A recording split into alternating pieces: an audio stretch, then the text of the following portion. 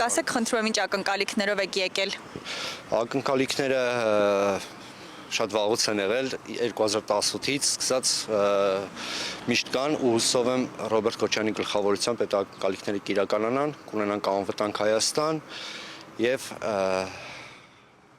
իսկապես հաստատված խաղաղություն արդեն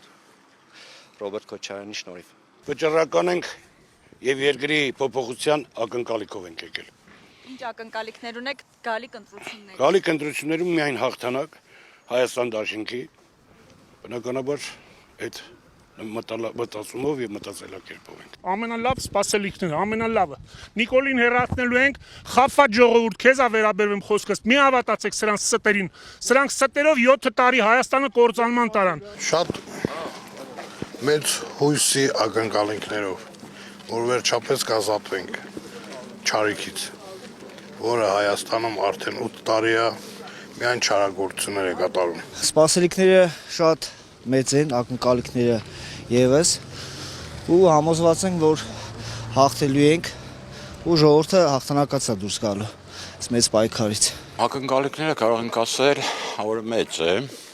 բավականին մեծ հույսեր կան, բավականին շատ ակնկալիքներ կան։ Փորձենք վերականգնել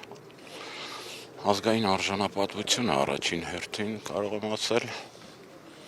հետագա քայլերի մասին կամաց գործողությունները ընթացքը ցույց կտա, թե ինչպիսին պետք է լինի։ Հույս ունեմ մեծ, որ այս դաշինքը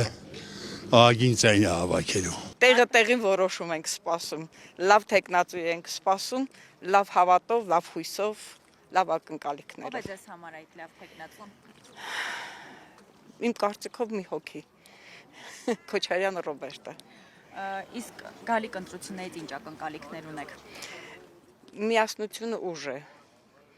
Եթե մենք միասին լինենք,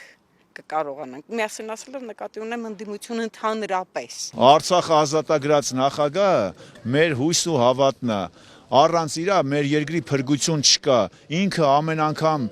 ճգնաժամային պայմաններում ելնի եւ Արցախի եւ Հայաստանի որպես վարչապետ կամ Արցախի նախագահ ցույց է տվել,